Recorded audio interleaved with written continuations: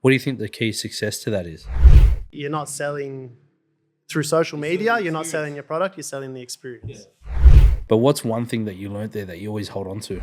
We want to build a community. And it's good because like everybody feels included.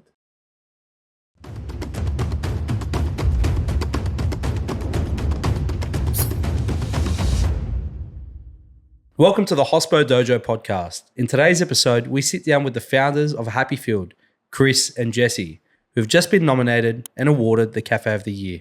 Happyfield is renowned for its exceptional coffee, innovative brunch menu, and warm, welcoming atmosphere. We're going to be exploring their unique approach to creating a standout cafe experience and what it means to be recognised as the best cafe in Australia.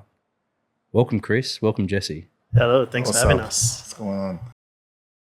Guys, the area of Happyfield, but for reigniting the industry. Ooh, I like that. Reigniting the industry. Yeah. we like it. We like it, Paul. You guys have truly reignited the industry.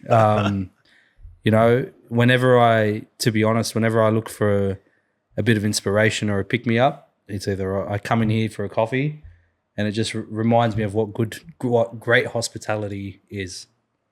Thank you. That's how I feel about this place, and whoever I cross paths with, that's in the industry, whether they're from interstate or fellow colleagues in the hospitality space, and we get talking, I always say, have you guys ever tried Happyfield?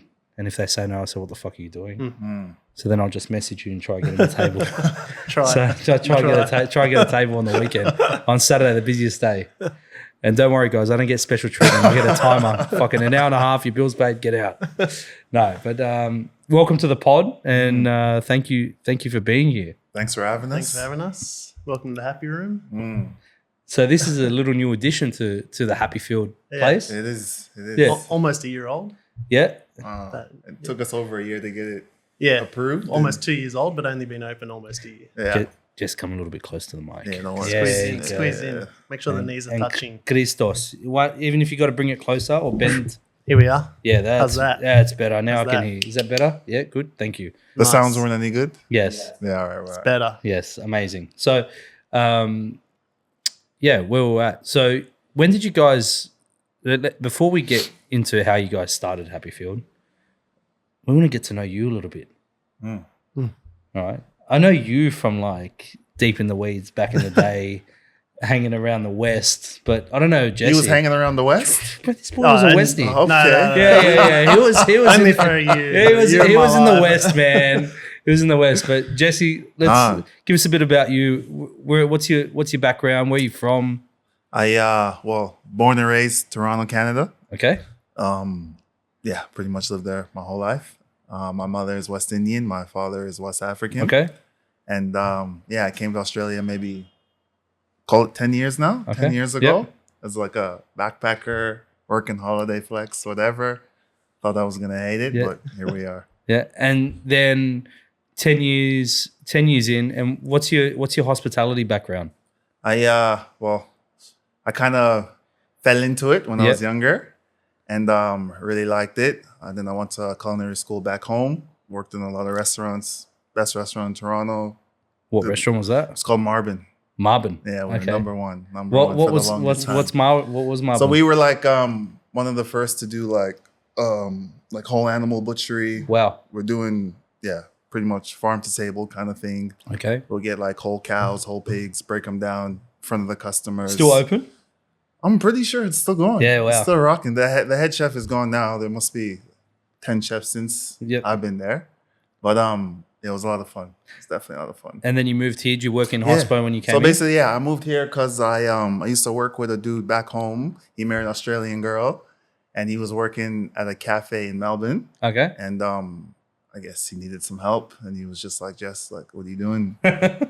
Come to Australia, Come to kind Australia, of thing. yeah. And I knew nothing about this country. Yep. I'm not gonna front or whatever. Yeah. I thought it was all kangaroos and fucking desert and creepy whatever. crawlies and whatever you guys call them. Pretty much. Yeah. I was very ignorant. Anyway, I decided to come. I told my mom I'm coming. She goes, all the best. Have That's fun beautiful. with it. Yeah. And and pretty much as soon as I landed, very next day I was working in a cafe in Footscray. Never worked in a cafe in my life. Knew nothing about smashed avo and all that. So I really got stuck in. We were doing like It's crazy. We're doing like 200 covers a day, and it was just literally me, him, and the kitchen hand. Wow. And I was getting pumped on the egg section. Yeah. And it was good. It was good. It was a good experience. Nice. Yeah. And, you know, one beautiful part about that story is you ask the blessing of your mum, which is nice. You know, I feel like whenever you want to go on a journey in life, the people closest around you need to support you. Oh, it's funny you say that because check this. So when I first told her I was going to come see, she goes, oh, yeah, Australia. I seen it on TV. It'll be fun. You should go. You should go. The very next day, I bought a plane ticket. I said, Mom, I bought the ticket. I'm going. She goes, no, what do you mean you're going? I didn't think you were serious. No, you can't go. You can't go. Yeah. So it was very funny. But she still gave a blessing at the end of it. Yeah. I guess so. I guess so. Yeah, she did. That's nice. And Chris? I kind of fell in it as well. First hospo job when I was 15. Kind of got offered the job. I was working at a Dalton House for 7-8 years. Institution. Started at Sylvania Waters. Learn about catering, learn how to serve learn people. about service, learn how to hustle, learn how to... Paul does a great job. Yeah, learn how to work till 4 a.m. and start early the next morning. It's okay. Different days back then. They were 18 years ago now, so I guess I'm 18 years in the industry. Yep. Ended up managing some venues at Dalton House.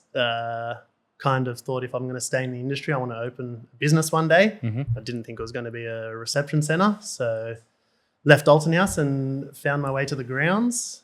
Okay. Did 4 years there, and then that's where we met Jesse. Okay. And left the grounds, did a couple other things, and eventually opened Happyfield. Wow. Yeah.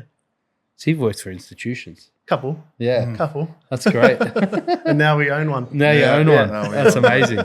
That's amazing. And, you know, were you always out of the kitchen, always just front of house? Yeah, so at school, I studied hospitality and food technology before I started my first hospitality job. Food technology. Yeah, it's like... That's what we call cooking.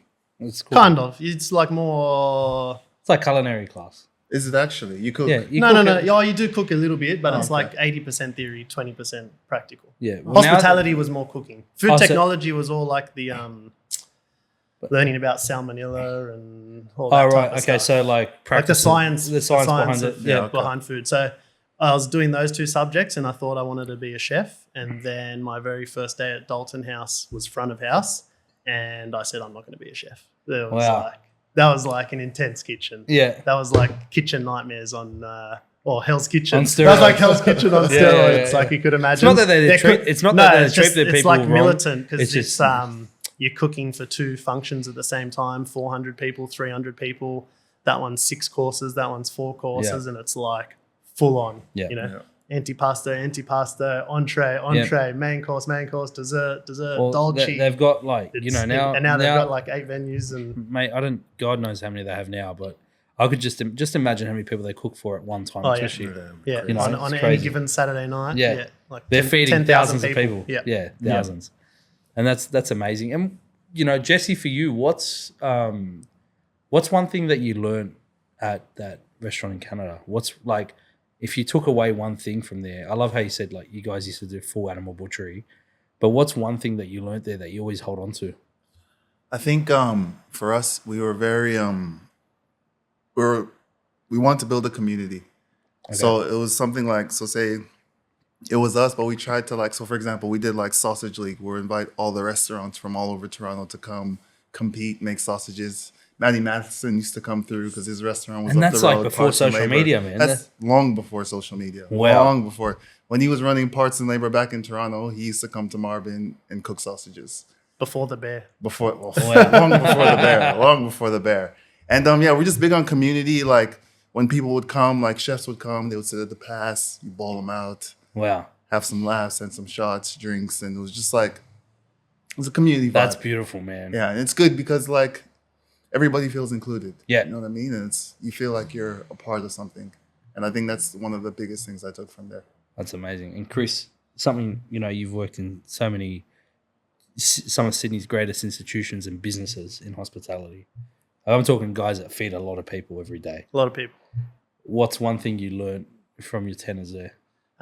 Just how to treat the guest, especially at Dalton House.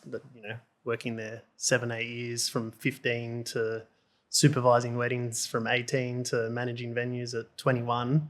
like just how to treat the guests, because your guests, your bride and groom and your bridal parties and the parents of the groom, parents of the bride, and then you've got 400 other people that are potential future clients. So it's like A+ service.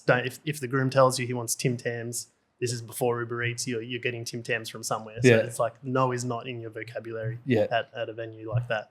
So wow. Yeah, just kind of, that's probably one of the things I learned, and that was at the grounds as well. It's just like, we don't say no. No is not in your vocabulary. That doesn't mean like, we're giving people Ferraris, but there's ways around it, and you never just go, oh no, we don't do that. Oh no, that's, you've got rules and policies in place, but they're always meant to be broken, and and you work it out. Give a better experience. Exactly. I mean, I've got I had respect for you guys, but now it's like just understanding. You're learning a bit of the background. No, it's beautiful, man, and that's the whole point of it, because I want to shed some light. Everyone thinks it's like sunshine and rainbows and roses that you guys just rock up here and open a cafe and this is it, but no one knows the hard slog that you guys went through, right? Yeah. So I guess through that you bonded a friendship, first of all, I guess. Do you have any common little things that you guys like together? A few common interests. Yeah. We like sneakers. We like food. We like basketball. Yeah, that's something that I realized. We like rap beefs. What's the latest? Kendrick and Drake. Got the LA jacket on. We got this guy from Toronto. No, it's fizzling out a bit. We'll see. But yeah, we like a lot of the same things, and especially just the way we work and operate, and our food and hospitality ethos aligns, and pretty much similar. Yeah. I think that's what's important. And then how did you guys come about, starting this partnership together? What was it? I guess text messages back and forth. It was just, I had already I'm sick of working here. I'm fucking sick of I had left the grounds, and Jesse was still there. He was sponsored at the grounds, so he needed to get his permanent residency. I was still friends and a few other grounds boys as well. But me and Jesse just used to, check out this burger at this place in LA, or check out this place, or check out these pancakes, or check out this. And it was eventually we had this, message thread of all these places or all these foods that, you couldn't really get in Sydney or Melbourne at the time. And eventually it was just like, why don't we open a place that serves all these things? Right. All the things we like, put it into one venue. And then obviously you guys came up with the idea. Did you guys come up with a brand together? Like what was the go? Everything kind of happened organically. Yeah. So it was menu first. Yeah. So we had the ideas, and then Jesse formulated that into a proper menu. So you engineered a menu? A menu. Yep. And then this is like 2.5 years before we opened. Yep. Then I kind of put that menu into a format, so what it would read like. Yep. Then from there, we got some branding done. Yeah, we got some. We had a name. We got branding done. It wasn't Happyfield. But it was off-white, yellows. It was egg colors. Egg colors, basically, because the whole theme was kind of eggs and pancakes, eggs and sides and pancakes and brekkie burgers. So everything, butter and egg yolk and all that. So our color theme was the 4 colors of an egg, basically. Yeah. Yolk, egg white, eggshell, and burnt eggs. That's right. Charcoal. Wow. So I had all this branding done. We had the name. We were searching for sites. Yeah. We finally found this site. I saw it at the end of December 2019. We've seen the site before this site. We've seen a lot of sites before. But it just didn't really... Nothing aligned. Nothing lined up. We had an offer on a site, but just... Fell through. For the best. For the best. We probably would have ended up opening 3 months before COVID actually started, whereas everything happened for a reason, I guess. That's right. So when we found the site, I saw it at the end of December 2019. Jesse was in Toronto. I sent him a bunch of pictures. He's like, looks sick. Yeah. As soon as he got back, we basically saw it again the second day he was back. Still liked it. All right, let's put an offer together. Anyway, that took 3 months. Yeah, but once we decided we were going to be here, we basically chucked out the other name. Yep. Well, my wife, we pulled up and she's like, "You should call it Happyfield." And I'm like, "No way!" Just straight away. As we're getting out of the car, just across the road there, she's like, "You have to call it Happyfield." And we're like, "Nah, too happy, not gonna happen. Too jolly." Yeah. She came up with the name. She came up with the name, like within half a second. Wow. So we hated it. Because, there's other cafes out there that have field in the name. Yeah. And we're very if they're doing it, we don't want to do it. We don't want part of it. Yeah. So we had a list of 50 names. Narrowed it down to 50, basically. showed a bunch of people, and either people. Was she your wife at the time? Yeah. Okay. Yeah, we were married. People, so she was like hammering us, trust me, Happyfield. We're like, oh, no, I don't think so.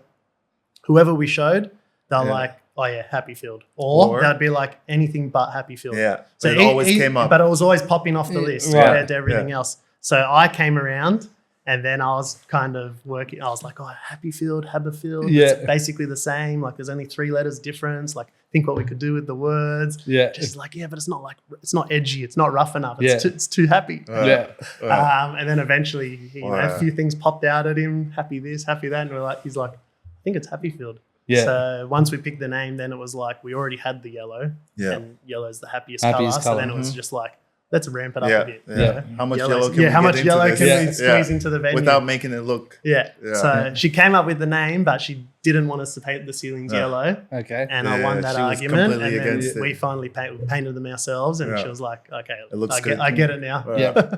So no, you guys have really, for guys that don't come from a branding background or never opened the venue yourselves before. Not for ourselves. No. Not for yourselves. I opened a few for other people. Yeah, but I'm saying not for yourselves. Like it's creating a concept. To create a concept on your first venue. Yeah. And nail it without going to any branding specialist, without no designer. You guys literally just nailed it together. Just came together. Yeah. We didn't know what it was going to look like. Like the amount of times my wife was like, can't you just pay someone to design it in 3D so you don't do it wrong? Yeah. And we're like, we didn't have $5,000 to spend or $10,000 to spend on that. On renders and stuff. So we didn't know what it was going to look like until 3 days before we opened. When the furniture. Because everything came together step by in the last 2 weeks. A lot happens. So I was like, finished all the walls and the ceilings ourselves. The light fittings. Floor had to get done, and then the furniture got put in. We're like, ooh, okay. It looks good. Yeah, it looks starting good. to look like a venue. Our mood boards alive. Yeah, exactly. Came to life. That's amazing. And then, you look around the place, you've got your little touches, you've got your little figurines, you've got, little signs of character that you guys have put in, and that's what's made the place feel, in my opinion, a happy place. It feels like a home, you walk into someone's place and it's someone's space as per se, you're getting welcomed into someone's space. So, it's been now 4 years. Almost 4 years in October. Year. Yeah, we're in our 4th year. October will be 4 years trading. Yeah. Wow. And along the journey, you guys have obviously had some ups and downs, I guess. Learnings. Lots of ups, a few downs. What's the biggest financial fuck up? Oof. You actually sent us this. We looked at the questions for about 6 seconds, and then we're like, I've got other things to do. That was the one question we actually looked at each other and said, couldn't think of anything. Wow. In 3.5 years, which we were like, that's pretty cool. And we're like, hopefully it's not to come. Knock on wood. Knock on wood. Yeah. I like, everything would be minimal, man. Yeah. It's like might have wasted money on the, the odd item or the odd merchandise or whatever. And something we didn't need. But there's been nothing major. Nothing major. Yeah. And what do you put that down to? I think having a limited budget to open. So we had like a set number that we didn't want to go over. We didn't have a loan or anything. So no investor. So we were like, we have to open this venue for this amount of money. Yeah. So every single thing we spent money on, we had like a spreadsheet that if you printed it out, it would have been the size of this table. Yep. Or, 1 or 2 meters long because it had that many columns. So everything was itemized. Every time something was looking like it was going to be more expensive than we thought it was, then we had to either not get it, get it cheaper somehow, or get money, take something else out. Yeah. So there was things we wanted that we couldn't get, or things we had to sacrifice, and just had to stick to the budget. Yeah. And what do you put this, because you guys, I see a lot of partnerships in business, and you guys have a very strong bond and a strong partnership. What do you think the key success to that is? It's a good question. What do you reckon, Jess? What is the keys to our success? I think successful part, not to your personal success. No, I think successful. I think the fact that we had worked together, so a lot of friends or family members or cousins might open businesses together, but never actually but they've never worked together. They've been best friends, or they've known each other, or they don't know each other, or someone's financially invested and someone's emotionally invested. You know, we had worked with each other. We'd you know, been in the weeds, they call it, in hospitality. So we knew how each other acted in hospo and in business, in service. Call it in service. In service, we knew how each other were. So that's a big one. That's massive. Yeah, because when you like, if nobody understands this or people that have never been in hospitality, when you're in the shits and you know that you can turn around or you can look forward, if you're a chef and you look over the past and you got someone on the other side that's backing you up, you're fucking sweet. You know, it gives you that breath of fresh air. Yeah. Right? And I think that's what works as well. Like, I'm in the kitchen, Chris is in the front. We're not stepping on each other's toes. Complementary skill set. Yeah, exactly. So you have a sense of autonomy between the two of you. Yeah. We don't step on each other's toes. And then, you know, having a 50-50 partnership works for us. A lot of people were like, you know, has to be at least one of you has to have at least 51. You know, how are you going to have the final say? And we're like, if I need 1% to get a final say, well, then that's not a very good partnership. Is it? Right. So 50-50 works because everything kind of, you know, benefits or everything advantages. You win together, you lose together. Exactly. And how do you combat as a partnership? How do you combat? Let's just say you don't like a decision one of you made. Doesn't happen very often. Why is that? Or how's that? Same wavelength. Yeah. Like same brain. Yeah. It's one brain. Yeah. That's cool. It's actually not a cop out. It's like we barely have disagreements. At the very start, it would have been like, which logo should we use for the Instagram picture? And it was like, oh, you should do the HF. It's like, what about the pancake mascot? All right, let's flip a coin. That's like that's as big as the disagreements have been. And then if it flips and whichever way it goes, I think we're both. Neither of us are very stubborn. I don't know. Maybe our partners watch this and they go, "What?" No, in terms of like we're just very easygoing. So if it's like, you know, Jesse's come up with a dish and I go, "Oh, maybe you should just change this one thing." Yeah. He might go, "Oh yeah, that's a good idea," or he might go, "Oh nah." But then I won't push back. You won't push back. Or he won't push back. And it's just like, you know, okay, cool. So, move on. You know, we don't need bigger problems. There's bigger problems than like, you know, how we're going to do the butter. Yeah. So if, you know, somebody just walked up right here and they're saying, hey, I'm looking to get into a partnership with one of my friends that I've been in service with, just like you guys. What's one piece of advice you'd give them? Just put everything on paper. Just work out, you know, what all the different possibilities that can happen, worst case scenario, best case scenario, and then how you're going to handle those things. So if financially it all goes to shit, how are we working this out? You know, just get it on paper. Know you're in and know you're out. Yeah. Wow, that's amazing. And then like you guys have obviously you built a successful team because for you to run this sort of institution, I call it look. It's probably it's getting we like to be. The word. I like the word. You need a couple more years, boys. Yeah, that's fine. You know who calls it. You know, the guy that owns butter. Julian. Yeah. He said it in one of our videos. He said it to me in person, but I can't remember exactly. He goes, it's the exact numbers, but it sticks to me that it says, you know, 3 to like 1 year you're this, 3 years you're that. He's got the best one. 10 years, 10 years your institution. Yeah. And I always like refer back to that because I'm like, that's fucking stuck with me. And he's done it right and he's produced a culture. So, but for you to grow this brand and the space, you've obviously had to grow a strong team. And we walked in here and midweek you've got like 7 people front of house. You probably got another 4 back of house. A little bit. It could be like more. This was like today at the end of service. 2:30. At 2:30, I was saying like, so how many people do you have on one shift? On a weekday, we'll have 5 in the about kitchen. 7 or 8 at the front. Yep. And then 5 or 6 at the back. Yep. And then on the weekend, we have about 14 out the front. Yep. 8 at the back. 8 at the back. You don't feel it. Yeah. I actually don't feel that. Everyone's keeping busy and they're all just piling together. They're not piling together. That's my Dalton House background. Yeah. It's like if too many people are piled together, someone would walk past and, what is this? Fucking bus stop? Yeah. Spread out. Spread out. Yeah, no, 100%. What is this, McDonald's? I swear out. to you, I don't feel that many people serving. And what's been your like? How do you retain? Because I've seen like I come in here for years. I've seen the same faces. Yeah. So how do you retain that staff? How do you retain your staff? You just got to put them at the top of your priority list. You take care of them.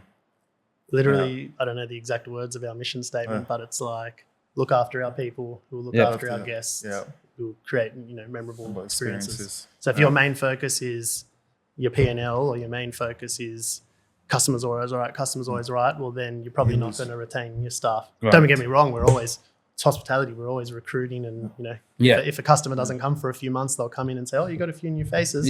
But we're 3.5 years in, and we've still got a handful of day oneers or people that have been here since the first few months, and that doesn't happen too often, but they have to be at the top of your list, like number one, and then everything else will fall into place. And how have you found their personal feedback on things? Like, do you listen to your staff? How do you train your staff? What do you do? Do you get, because on your stories every day you're giving them new food to taste, which is pretty cool. Like, you're running and I look at that and I'm going, that's smart, because you actually get them to taste the food.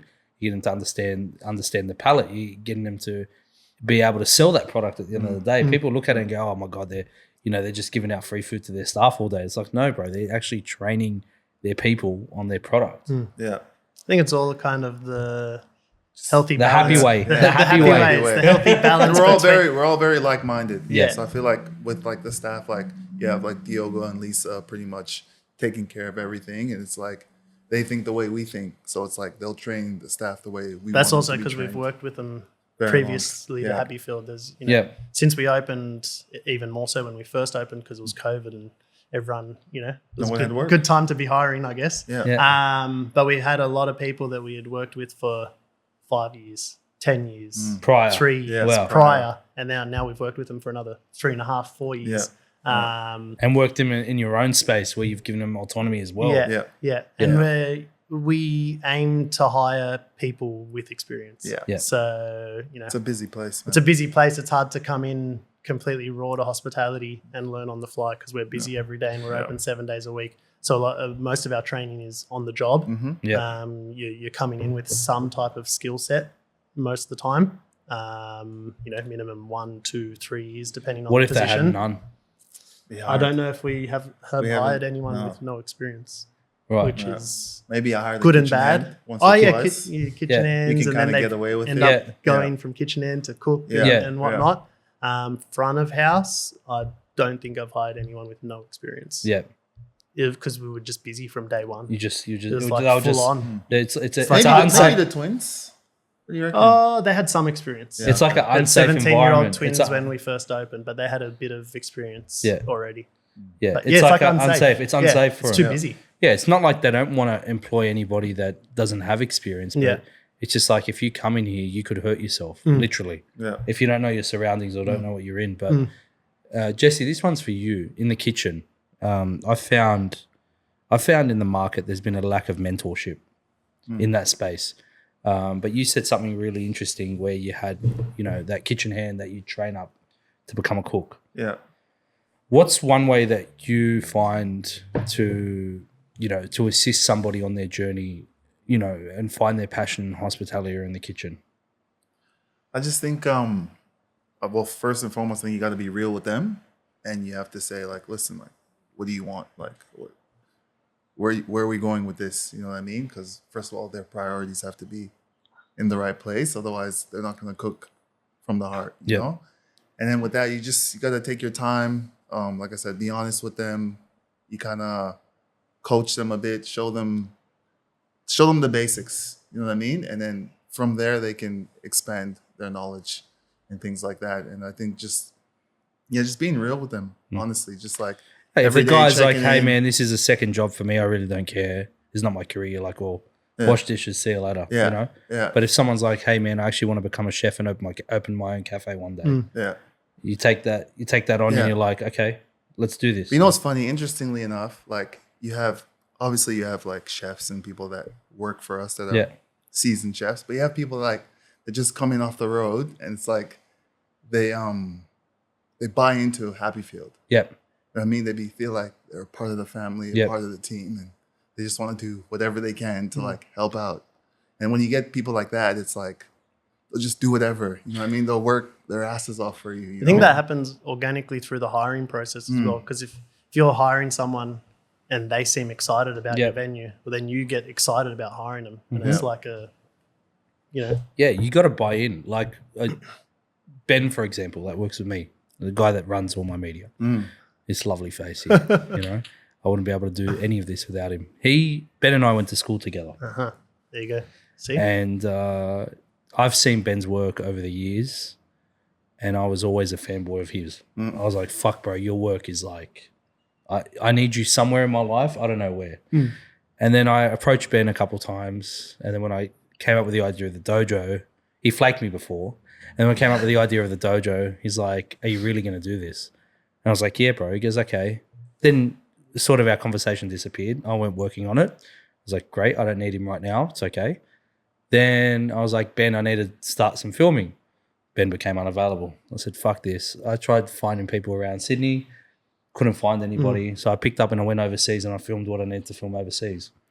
I filmed it, but I wasn't happy with them editing it. So I came back and I said, okay, Ben, let me prove this to you, bro. I've filmed all this. This is what I've done. Can you edit it? And he's like, fuck, you actually did it. So, there's a lot of people that come into his life and been like, I want to do this, but never follow through. Yeah.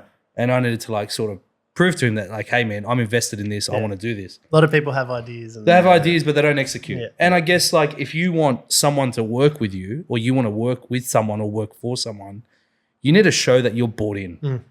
You need to show that you're going to carry your weight. And when Ben's seen that, hey, I carried my weight, I did this, he's gone and done that. He started his Instagram, he's pushed it out.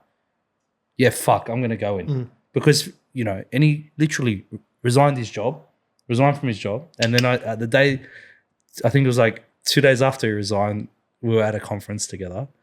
And then I get invited to go to Miami. And I'm like, Ben, you ready to go to Miami? He's like, fuck yeah. and that's where we're at. And that's where we're at right now. And it's like, that's the thing is you gotta buy in. You gotta be all invested, and that's where you get the best work because everyone's chipping in, everyone's doing the work. Yeah. It's not like you're doing less work than Chris, and Chris is not doing less work than the kitchen hand. Everyone's doing like their part. Yeah, and that's why like 3.5 years, the team still is so bought in because we're still here full time. On the floor. In One the of you are always here. Yeah. I think it took like 1.5 years for us because we used to be closed Mondays. So we just used to work Tuesday to Sunday. And even Monday would be the fix-it day. We'd end up here anyway fixing something or trying to put just open the doors, we're prepping anyway. Yeah. So it took us a long time to get to a stage where we're like, let's open the 7th day and go from working every day to trying to work 5 days a week. And that was, having the team in the right place and people buying in and Diogo and Lisa and sous chef at the time. So it gave us the confidence to open 7 days and try work 5 days rather than working 6.5 days every week. Wow. Well, that's great. Like the fact that you went out to your team and like made a team decision. Like you went out to your peers and you said, hey guys, I potentially want to open the 7th day. And you guys on board. Actually, that was our biggest disagreement. That took the lot. He wanted to open 6 and I wanted to open 7. Originally. Right. Yes. Yeah. Out the gate. Out the gate. Yeah. So we used to just, casually go back and forth about it. He won, and then after we opened on a Friday, so Friday, Saturday, Sunday, we got pumped, and then we'll close the Monday. And I was like, thank God. Thank God we're closed. We needed Mondays. that one and day. It's very important. Yeah. Like, I always say this. When you open, like you start with hours, if you guys go, like if anybody opens a venue and you go, I'm going to do 7 days and I'm going to do from 10 a.m. to 10 p.m. Yeah. You can't subtract because you lose that customer for life and you lose all the people around them, right? So if you're going to open a venue, what you need to do is be real with yourself, understand your team and actually work out, hey, this is my capacity now. And it's okay to be shortchanged. You want to be overflowing to the point where you go, fuck, let me open up that next day. And that's where you'll find the fruition because then you'll find the people for it. You're not struggling to try stuff at it because if you close that day, or I've seen some cafes happens everywhere. Oh yeah, happens everywhere. And I know like some cafes, like, and I'm not going to mention them, but they've reached out to me for support. And it's like, bro, it's so hard to help you if you're serving coffee and you're not open on like if your Google hours aren't right. It's like it's like somebody rocks up and like no one's there. It's like, but my barista didn't turn up today. What? Yeah. You can't use that as an trust. excuse. You losing lose a trust. community. Yeah. Yeah, wow. So, well, there you go. We digged out the disagreement, guys. That There was was the one. something. No one's ever perfect. But No. it all worked out. Yeah. We got it right. Yeah, wow. And then, like, what's on the cards for you guys coming up? I don't know yet. It's like for us, it was get the store open. Yep. Then it was do we rent? Do we do upstairs? Because we've got the upstairs space. Do we do dinners? Do we do dinners? Yeah. And then this room came available after a while. Like the first year and a half or 2 years went so quick because of COVID, right? Yeah. So it was like 4 square meter rule, 2 square meter rule, Lockdown. Fuck that. 1.5 meter that- spacing, That's lockdown. that C word. We don't like to say it in this room, man. Lockdown, passport checking, Passport checking. staff getting 8 staff contacts. having close contact, isolate for 14 days, shutting for a week because of everyone's got COVID or close contact. So the first year and a half, 2 years, that flew. There was we weren't looking to do anything. Then this room came available, and we're like, this could be a much better decision. What was this anyway? It was an antique store. Okay. So we're like, while it's available, could be a better option than doing upstairs because we use upstairs, storage, stuff, space, and whatnot. And the staircase is very narrow. So we're like, maybe we go horizontal instead of vertical. Yep. Then we got this space, took a few months to negotiate, got the keys. Then it took over a year to get council approval. Inner West Council. So Gotta love them. yeah, so the room was bleeding us money. You're paying rent. Yeah. Not even the rent, just all the ordering stuff. heritage report, traffic report, Garbage architect report. garbage report, like all these reports, and then redoing reports. It's a 30 square meter room, but so that was all the What'd money. that cost you? You don't wanna we know. don't. Just No, I wanna let's say. just say what we spent on reports and dead rent was what we thought we'd spend to renovate the room. Right. So basically, we spent double than what we thought we were going to spend. Okay. So if we did that the first time around, we never would have even got the shop open. Yeah, because so this one cost us stuff. By the time we were like got the approval, so it took 13 months to get approval. We were like, this fucking room. This fucking room. This fucking room. Like it was so over it. We thought that would have been the biggest financial mistake. Yeah. Right. But then we opened it. We opened it at the start of school holidays. Yep. So July 1 last year, we opened it. And the first week it was school holidays, and it was like, okay, that's our busiest week ever. Yeah. Then second week was school holidays again, beat the first week. Then school holidays was over, and we're like, okay, this is going to be the true test. And then it was like, crazy compared to pre-happy room. And then it was like, all right, let's get through a month, let's get through a quarter, let's get through 6 months. And it was just like, all right, how could we? Why didn't we open this room sooner? It worked out well, and like, if we're getting to the nitty gritty of it, we knew it would increase revenue. We knew it would take down our wait times. So that was like the main thing, was to try. And the kitchen kept up with all this? Well, we I made was changes. nervous. I was super nervous. So we had 13 months to make tweaks in the kitchen to try get it as ready as possible. Basically pulling out equipment that we didn't use and putting in more flat top, putting more efficiencies. And then, once we had the room operating a while, it actually changed our profit margins. So because you probably need to add a couple more people front of house. Yeah. Maybe one more in the kitchen. But we're capitalizing on the weekends and the busiest time. So like on a weekday where you might be at 80% capacity most of the day, but then come lunchtime, we'll turn you away customers just for like half an hour period because we were full and no one has time to wait on a weekday. So we'll turn you away customers then. So now on a weekday, that peak 1 or 2 hours, the whole venue's full. So we're capitalizing there. And on the weekend, we're doing 50% more dine-in covers than we were before. And we're 50% bigger to the seat, and we're doing 50% more. And you still run takeaway? Yeah, we still run. Well, that was the backup plan. So the way I was like keeping Jesse calm, I was like, worst case scenario, we get the extra numbers dine-in and we turn off Uber on the weekends. Okay. And now he does all of it. So there's dine-in, takeaway, Uber, stitch up, Jess. Just like stitch up. It didn't give you a bigger kitchen. They pump. They Just just pump. And it's like, it's crazy. It's actually crazy to think we thought we're at capacity before pre-happy room, but we made some changes in the kitchen and put on a few extra pairs of hands in the right And you put spot.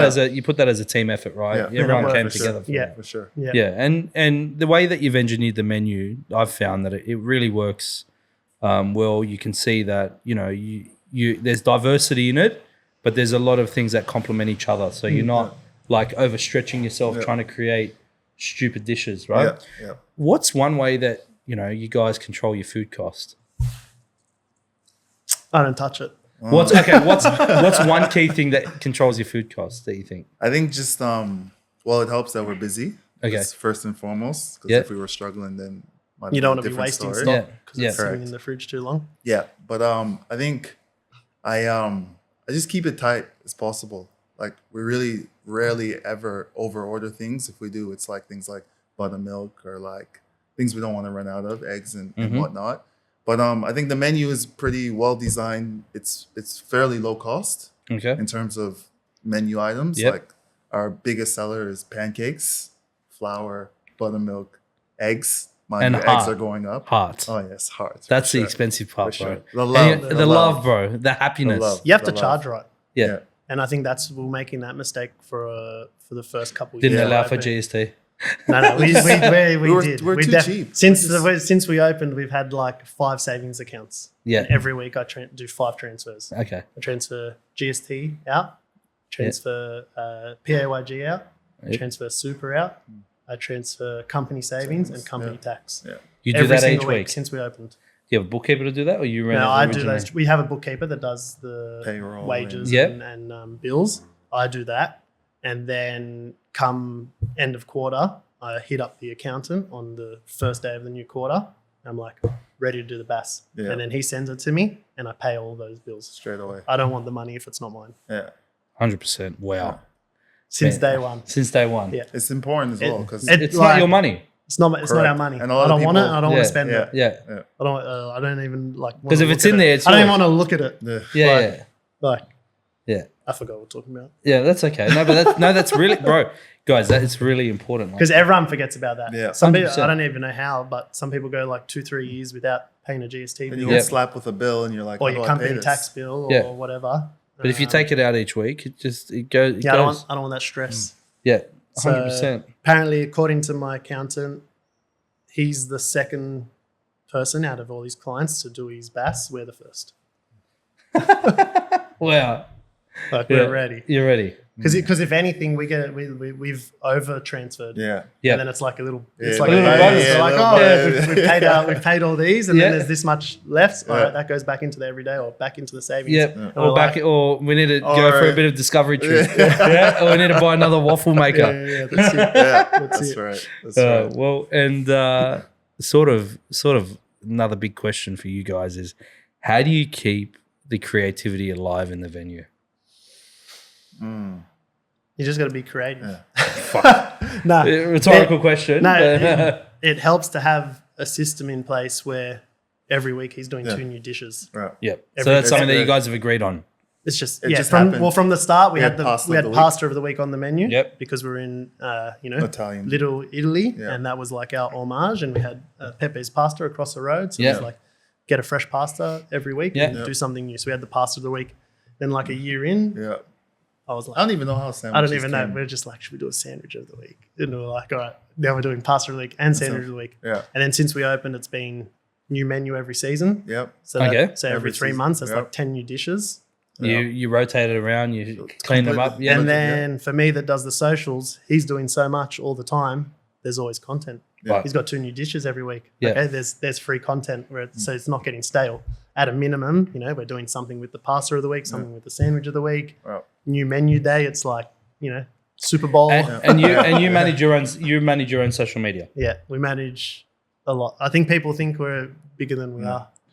We You manage are. You are. everything. Yeah. No, like in terms But- of like they'll think like there's like There's a team of 100. Yeah. No, like no. a head office. Like No, a head no, office. This like is your head office this right is the here. head office. This is the head office. And how do you find how important is social media for your business?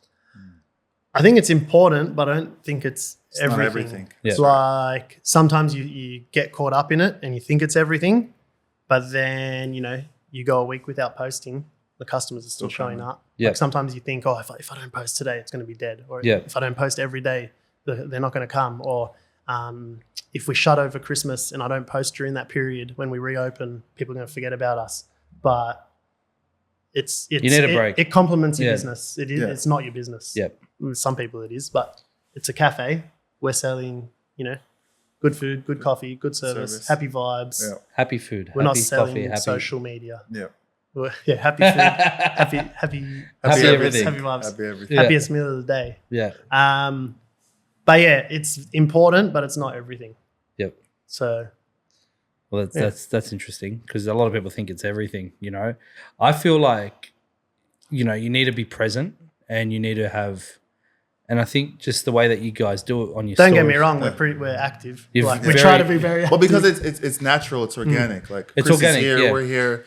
Something happens, whip out the camera, it's natural. Yeah. No, it's not like you don't need to go be paying like $2-3 a week to somebody to manage your social media. Correct. You guys got to learn how to do it on your end, right? Yeah. And if you do it organically and make it a part of your day to day, that's what people want. And maybe it won't be, it might not be your forte if you're the owner, but maybe there's a staff member that and someone's going to be good at it. Yeah. And if you empower someone, or there's going to be someone that can get it done. What I noticed with venues, your venue, especially with your social media, is that you show the people as well as the food. Yeah. And that's where I feel other venues lack. They get these big photographers in, do this beautiful photo shoot, but you don't see any faces behind anything. Yeah. And people on Instagram, people follow people. Yeah. Right? They want to hear your voice. They want to hear your opinion. They want to feel like they're going on a journey with you. Yeah. And when you're showing them, like you're showing them the special, but you're showing them how you make it. Yeah. You're showing them the people that make it. Yeah. The love that goes into the dish. And I think that's we're having fun while we do it. Yeah. But as you say that, lately trending on, I spend way too many hours on TikTok each night. Not very active posting on it, but I'm very active scrolling on it. But they've been talking about like go on Nike's Instagram. You won't see a pair of sneakers. Yep. Go on Apple's Instagram. You won't see a computer. Yep. Go on McDonald's Instagram. You won't see burgers. It's always, what are they selling? What's the feeling they're selling? Red Bull. Yeah. Red Bull. Red Bull's the emotion. Red Bull's the GoPro. Yeah, they're the originator. Yeah, exactly. Yeah. So you're not selling through social You're selling media. the You're not experience. selling your product. You're selling the experience. Yeah, 150%, man. And I totally appreciate that. And I think that if you guys keep following that ethos, and that's what the market wants right now, definitely. If there's one thing that, one piece of advice you'd give to somebody who's, there's a lot of people that look up to you too in the hospitality world in Australia. And if anyone's overseas and does some research into Happyfield and you're looking to start up your own venue, you're probably going to look up to these guys as well. So if you were to give someone that wanted to get in the industry and open their own cafe a piece of advice, what would it be? Make sure you're sure. What do you mean by sure? What's that? You want to know what you want to do this. Yeah. Like you gotta invest everything. Have the into right it. reasons to open. Yeah. If you're opening it to try get rich, like you're in the wrong business. good luck. Yeah. Like thankfully for us, we're twice or 3 times busier than we thought we'd ever get to. Yeah. And it happened quick, but it's a hard industry. Yeah. Everyone's closing down. You can do everything right and still not have- succeed. True. Margins are paper thin. Yeah. All the costs are always going up. People have less money to The spend. government want their money. Government want their cut. They're like a dirty business partner. They're like, the guy that knocks on your door for protection money. GST, That's them, bro. Payroll tax. that's what I'm it's saying. like everything. If you eliminated a few of those things, then it would be a very lucrative business. But I think definitely have to have industry experience. Yeah.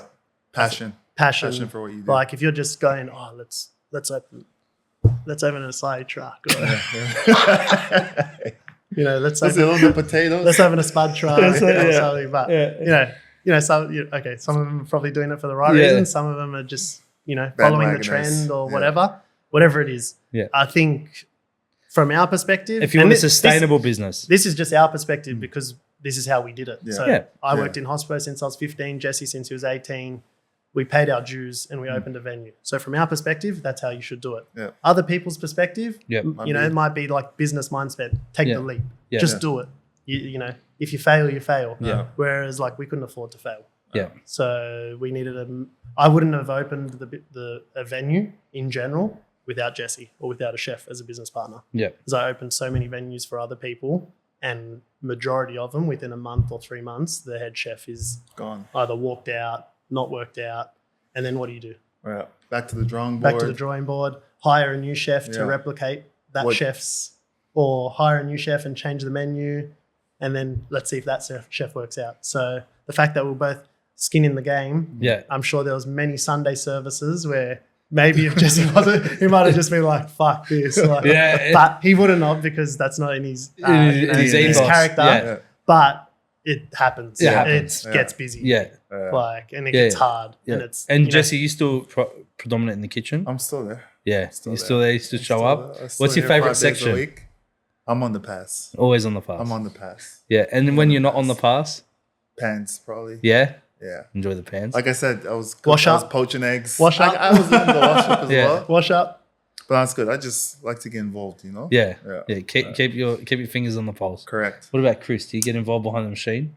I'm on the door. Okay. On the door. I can jump on the machine. I can bang out some shots for 5-10 minutes. Yeah. As soon as I walk in the coffee area, I'm like, guys, I don't do tea, soy milk, decaf, single origin. Like I just like as a joke. I just want to bang out shots and pour some latte out and froth the milk for me. Yeah.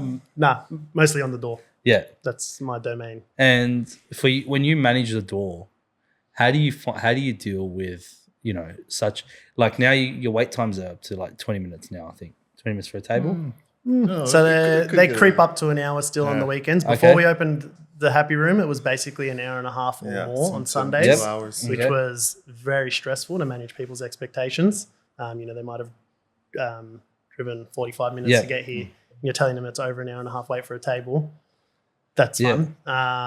So that was like, we have to get this extra space to take some pressure off and put on the kitchen. So now how do you manage that hour wait and keep people happy? It's all, you got to be transparent. Yeah. You got to be selling the good vibe and the happy vibe from the moment they step into your radius. Yeah. You know, if your personal space. If they're walking up to you and being like ignored or, you know, greeted with like not much energy, or they're standing at the please wait to be seated sign for 1, 2, 3 minutes and no one's acknowledged them. 1, 2, look how he's talking. Yeah. So not 10 minutes, 1, 2, 3. He's thinking of the minute. Seconds. The seconds. So like on the weekend, there's someone at that door 95% of the time, and if they're not at the door, it's because they're taking a customer to the table. Yeah. And then I'm paid, like I'm running. Instead of the Happy Room running like back out that way, I'm running through the room back to the front door. And as I'm running from the Happy Room to the front door, I'm dialing the next number because like you can't waste a second. If you waste a second on that door, it's like a tidal wave on you. Yeah. Because there'll be a line of people that you need to take names and numbers and explain what's going on. You know, it's a 30 to 40 minute wait at the moment. We'll take your name, take your number, call you when it's ready. But you've got tables that have left. You've got to call tables. Yep. You got to get through to them. You got to tell them, it's an outside table. Do you want to grab that one, or do you want to take? Do you have like an automatic like texting service? So I was going to do it, but the way we do it works so well. By calling someone instead of texting them, you're getting instant feedback and response. Don't have to wait for them. If I text you, and then what happens? Yeah, you don't see the I don't text. really know what's going on. I need to wait for you to respond or wait for you to pop up. If I call you and you don't answer, I'll call you again. You like using AirPods? No. I'll just move on to the next person. Yeah. And if they call me back, well, then they're still in the queue. I haven't crossed them out. Okay. And then I call someone and I tell them, the table's outside. Is that okay? Yeah. Oh, we'd rather wait for inside. No problem. We'll call you again when it's ready. Yeah. Whereas if I text them and then they come and it's outside and they don't want outside. Yeah. So the calling gives us instant feedback and it's like an extra level of service. Yeah. So it's like people are like, oh, you'll text when the table's ready? I'm like, we'll call you. And they're like, oh, you call us? Yeah. I'm like, yeah. I'll call you. Yeah. I'll call you. And then we're like, it doesn't always happen, but it's like, go for a walk, go shopping. Explore Happyfield. Yeah. It's been on my list for like 3 years to create a map of Happyfield and all the different vendors. Yeah. But yeah, explore Happyfield. That'd be super nice. We'll call you when your table's ready. Yeah. And that's what we do. Wow, that's beautiful, man. Look, I'm so happy. I'm so happy to be in this space and be able to enjoy it and be around for this and see you guys grow as, you know, not only as a brand, but as individuals in this hospitality space. I've been in it for many years, and I've seen you, Chris, grow into it. And I'm like proud to say I've been able to watch you guys, and it's beautiful to see. Thank you. So I will continue to support you guys wherever I can, because you guys do it well. And I think that, you know, if there's anyone that ever decides to come work at Happyfield, well, you need to buy into the dream. Buy into the dream. Be part of the team. Come be happy and enjoy it. And if you guys have never tried Happyfield, you like it. I was thinking of something else. Well, say it. As our great staff member who's worked with us over 12 years, be happy, be Happyfield. That's it. Eduardo, he'll give her Eduardo. That's it. That's it. Yeah. Or a doo-doo if you. Doo-doo. Anyway. Is that what you call him doo-doo? D-U. Doo-doo. Yeah, doo-doo. Doo-doo. Okay, nice. Doo-doo. That's like He's booger. gonna lie. No. I mean booger. No, because it's Eduardo. It's Edu. Oh, Edu. Edu and then Dudu. Eduardo, okay. Edu, Dudu. He's gonna love this bit. I'm gonna cover for him and send it to Eduardo. We talked about it for 5 minutes. Dudu. Okay, no, but no. Wish you guys the best of luck with any of your endeavors, and know that Hospo Dojo is always here in your corner. Thank you. Do you have like a Yeah, we have like a. What happened to the sound effects? You had them later. Ben adds them. That was just for the Ben stuff adds them at the later. start. Is there, you know, lastly, actually, you guys did a partnership with Pepe Sale. You guys got your own custom stickers on the fucking butter. How'd you do that? Shout out to Dion from Single O. Yeah. Really? Yeah, so we changed coffee suppliers halfway through our journey. Okay. Like after 1.5 years or 2 years. And we met Dion, the owner from Single O, everyone was knocking on our door since we opened, but we were never serious about changing.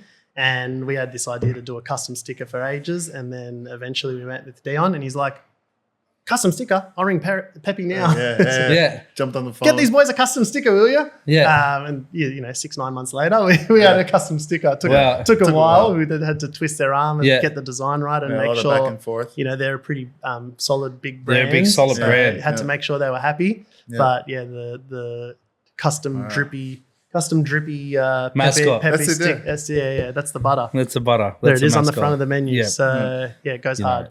Man, like they've done a great job. Like for a small business that started out to get onto an international airline. Yeah.